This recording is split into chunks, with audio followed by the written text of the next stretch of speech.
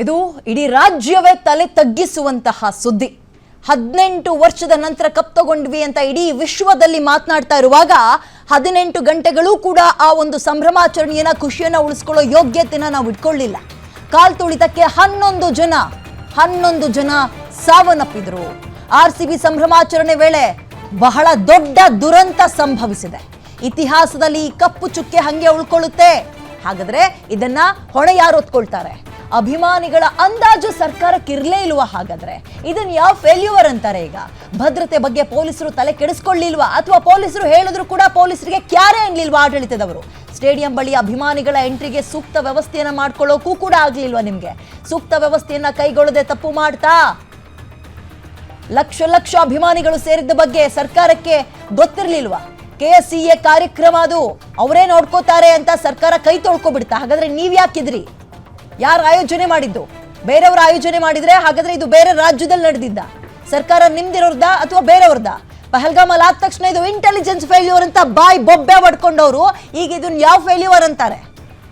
ಕನಿಷ್ಠ ಸಣ್ಣ ಮಕ್ಕಳಿಗೆ ಹೋಗಿ ಹೇಳಿದ್ರು ಕೂಡ ಇವತ್ತು ಎಷ್ಟು ಜನ ಸೇರ್ತಾರೆ ಅಂತ ಹೇಳ್ತಾ ಇದ್ರು. ಕಾರಣ RCB ಪ್ಲೇಯರ್ಸ್ ಬರ್ತಾರೆ ಅನ್ನೋ ಕಾರಣಕ್ಕೆ, ಅದರಲ್ಲೂ ಕಪ್ಪು ಸಮೇತ ಬರ್ತಾರೆ ಅಂದಾಗ ಎಷ್ಟು ಜನ ಸೇರಬಹುದು ಅನ್ನುವಂತಹ ಊಹೆ ಮಾಡುವ ಯೋಚನಾ ಶಕ್ತಿಯೂ ನಿಮ್ಮ ಮೆದ್ಲಿಗೆ ಬರ್ಲಿಲ್ವಾ? ಹಾಗಾದ್ರೆ ಇದೆಲ್ಲದಕ್ಕಿಂತ ವಿಪರ್ಯಾಸ ರೋಡ್ ಶೋ ಮಾಡಬೇಕು, ರ್ಯಾಲಿ ಮಾಡಬೇಕು ಅಂತ ಅಂದ್ಕೊಂಡಿದ್ರಂತೆ. ಒಂದು ವೇಳೆ ಪೊಲೀಸರೆಲ್ಲಾದ್ರೂ ಒಪ್ಪಿಗೆ ಕೊಟ್ಟಿದ್ರೆ ಅದಕ್ಕೆ, ಅಂದ್ರೆ ಇಲ್ಲ ಸರ್ ಮಾಡ್ಬಿಡಿ ಸರ್ ನಾವು ಇರ್ತೀವಿ ನಿಮ್ ಜೊತೆ ಅಂತ ಅಂದು ಬಿಟ್ಟಿದ್ರೆ ಇನ್ನೂ ಬಹಳ ದೊಡ್ಡ ದುರಂತ ಆಗ್ತಾ ಇತ್ತು. ಇದಕ್ಕೆ ಸಂಬಂಧಪಟ್ಟಂತೆ ನಾವು ಚರ್ಚೆಯನ್ನು ಮಾಡ್ತಾ ಹೋಗೋಣ. ಗೆಸ್ಟ್ಗಳು ಕೂಡ ನಮ್ಮ ಜೊತೆ ಇದ್ದಾರೆ. ಮೊದಲನೇದಾಗಿ ರಿಟೈರ್ಡ್ SP ಜಗದೀಶ್ ಅವರು ನಮ್ಮ ಜೊತೆ ಇದ್ದಾರೆ. ಸರ್ ನಮಸ್ತೆ, ಕಾರ್ಯಕ್ರಮಕ್ಕೆ ಸ್ವಾಗತ ತಮಗೆ. ಅದೇ ರೀತಿಯಾಗಿ JDS ನಿಂದ ರಿಷಿಕ್ ವಿವನ್ ಗೌಡ ನಮ್ಮ ಜೊತೆ ಇದ್ದಾರೆ. ಸರ್ ನಿಮಗೂ ಕೂಡ ಕಾರ್ಯಕ್ರಮಕ್ಕೆ ಸ್ವಾಗತ. ಇದೀಗ BJPಯಿಂದ ವೆಂಕಟೇಶ್ ದೊಡ್ಡೇರಿ ಅವರು ಕೂಡ ನಮ್ಮ ಜೊತೆ ಇದ್ದಾರೆ. ಸರ್ ನಮಸ್ತೆ, ಕಾರ್ಯಕ್ರಮಕ್ಕೆ ಸ್ವಾಗತ. ಇನ್ನಿಬ್ರು ಬರೋರಿದ್ದಾರೆ, ಬರ್ತಾ ಇದ್ದಂಗೆ ಅವ್ರನ್ನ ಕಾರ್ಯಕ್ರಮಕ್ಕೆ ವೆಲ್ಕಮ್ ಮಾಡ್ಕೊಳ್ತೀನಿ. ನಾನು ನೇರವಾಗಿ ಜಗದೀಶ್ ಸರ್ನೇ ಕೇಳ್ತೀನಿ.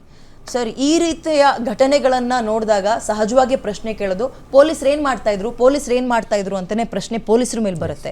ಏನ್ ಹೇಳ್ತೀರಿ ನೀವು?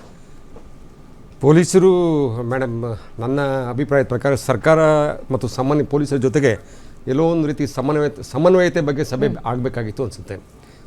ದಿಢೀರ್ ಏನು ತೀರ್ಮಾನ ಇದೆ, ಒಂದೇ ದಿನಸಲ್ಲ, ಅಂದರೆ ರಾತ್ರಿ ಆಗಿದೆ, ಬೆಳಗಾಗದೊಳಗೆ ಒಂದು ಅಭಿನಂದನೆ ಕಾರ್ಯಕ್ರಮ ಇಟ್ಕೊಳ್ಬೇಕು ಅಂತ ಸರ್ಕಾರದಿಂದ ಆತುರದ ಅವಸರದ ದುಡುಕುತನದ ಒಂದು ನಿರ್ಧಾರ ಅಂತ ನಾನು ಅಂದುಕೊಂಡಿದ್ದೇನೆ.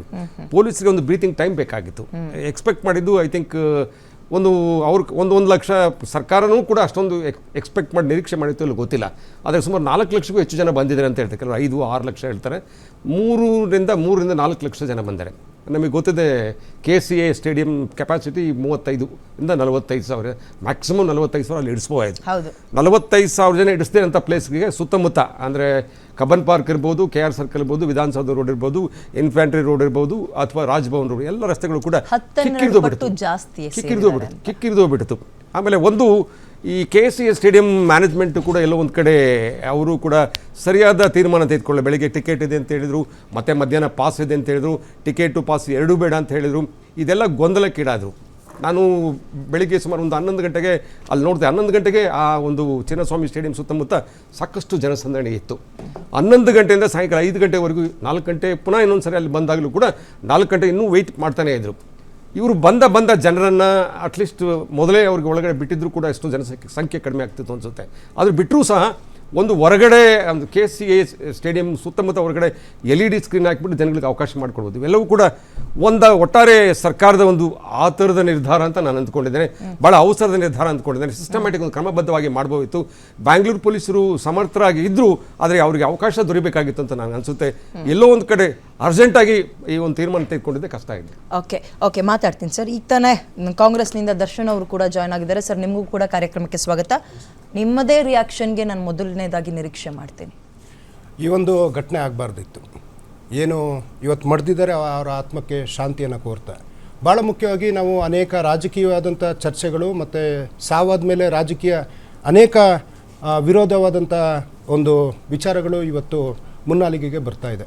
ಭಾಳ ಮುಖ್ಯವಾಗಿ ಇವತ್ತು IPL ಅನ್ನುವಂಥ ಮ್ಯಾಚ್ ನಡೆಸುವಂಥದ್ದು BCCI ಮತ್ತು ನಮ್ಮ ಕನ್ನಡಿಗರು, ನಮ್ಮದೊಂದು ಅಸ್ಮಿತೆ ಅನ್ನೋ ರೀತಿ ನಾವು RCB ತಂಡವನ್ನು ಅಂದ್ಕೊಂಡಿದ್ದೀವಿ.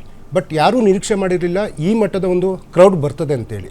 ಇದೇ BCCI ಕೊನೆ ಪಕ್ಷ 1-2 ದಿನ ಟೈಮ್ ಕೊಟ್ಟು ನಮ್ಮ RCB ತಂಡವನ್ನು ಕರ್ನಾಟಕಕ್ಕೆ ಕಳಿಸ್ಬೋದಿತ್ತು. ಆವಾಗ ಯಾವುದೇ ಸಿದ್ಧತೆಗಳನ್ನ ನಾವು ಮಾಡ್ಬೋದಿತ್ತು. ಆದರೆ ಇಮಿಡಿಯೇಟ್ಲಿ ತಂಡವನ್ನು ಕಳಿಸಿದಾಗ, ಉದಾಹರಣೆ ನಿನ್ನೆ ಕಾರ್ಯಕ್ರಮ ಆಯಿತು ಸರ್ಕಾರ ವಿಧಾನಸೌಧದಲ್ಲಿ.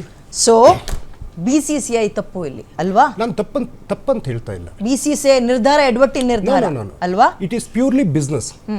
ಯಾರು ಏನು IPL ಅನ್ನುವಂಥದ್ದು ಪ್ಯೂರ್ಲಿ ಬಿಸ್ನೆಸ್. ಓಕೆ, ಏನು ಫ್ರಾಂಚೈಸಿಗಳಿರ್ತವೆ, ಉದಾಹರಣೆ ಪಹಲ್ಗಾಮ್ ಘಟನೆ ಆಯಿತು, ಅದಾದಮೇಲೆ ಮ್ಯಾಚ್ ಸ್ವಲ್ಪ ದಿನ ತಡವಾಯಿತು, ತದನಂತರ ಮ್ಯಾಚ್ಗಳು ಮುಗಿದೋಯ್ತು, ಮತ್ತೆ ಆಟಗಾರರು ತಂಡಕ್ಕೆ ಹೋಗಿ ಸೇರ್ಕೊಬೇಕು. ಎಲ್ಲ ಆ ಕ್ಷಣದ ನಿರ್ಧಾರಗಳು ನಿನ್ನೆ ಒಂದು ಘಟನೆಗೆ ಕಾರಣ. ಬಾರಿ ಚೆನ್ನಾಗಿ ಕಾಗಕ್ಕಾಗ No, ಕತೆ. ಮಾತಾಡ್ತೀನಿ ನಿಮ್ಮ ಹತ್ರ. It's a fact. Venkatesh Dodderi ಅವರೇ, ನಿಮ್ಮ ರಿಯಾಕ್ಷನ್. ಇವತ್ತು RCB ಹನ್ನೊಂದು ಏನು ಅಭಿಮಾನಿಗಳಿದ್ದಾರೆ, ಅವ್ರ ಆತ್ಮಕ್ಕೆ ನಾನು ಶಾಂತಿಯನ್ನು ಕೊಡ್ತೇನೆ. ಅವ್ರ ಕುಟುಂಬಕ್ಕೆ ದುಃಖವನ್ನು ಬರೆಸೋಂಥ ಎಲ್ಲ ಶಕ್ತಿಯನ್ನು ದೇವರವರು ಕೊಡಲಿ ಅಂತ ಹೇಳ್ತಾ, ಈ ಒಂದು ಏನು ಅಮೋಘವಾದಂಥ ಒಂದು ಇದನ್ನಂತ ಹೇಳ್ತಾ ಇದ್ರು, ಅದು ಸಾವಿನ ಮನೆ. ಇಡೀ ಕರ್ನಾಟಕ, ಇಡೀ ಬೆಂಗಳೂರಿನೇನೆ ಸೂತಕದ ವಾತಾವರಣವನ್ನು ಕಾರಣ ಮಾಡಲಿಕ್ಕೆ ನೇರವಾಗಿ ಕಾಂಗ್ರೆಸ್ ಸರ್ಕಾರದ ವೈಫಲ್ಯ ಇದು. ಭಾರತೀಯ ಜನತಾ ಪಾರ್ಟಿ ಯಾವುದೇ ಕಾರಣದಲ್ಲೂ ಸಾವಿನ ಮನೆಯಲ್ಲಿ ಈ ರಾಜಕಾರಣ ಮಾಡುವಂಥದ್ದಿಲ್ಲ.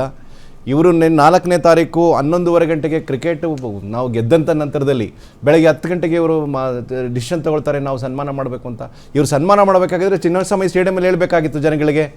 ಇವರು ಜವಾಬ್ದಾರಿನ BCCI ಮೇಲೆ ಕೊಡ್ತಾರೆ, ಚಿನ್ನಸ್ವಾಮಿ ಸ್ಟೇಡಿಯಂ ಮೇಲೆ ಕೊಡ್ತಾರೆ. ಇವರು ಕೊಡ್ಲಿಕ್ಕೆ ಹೇಳಿದವ್ರು ಯಾರು?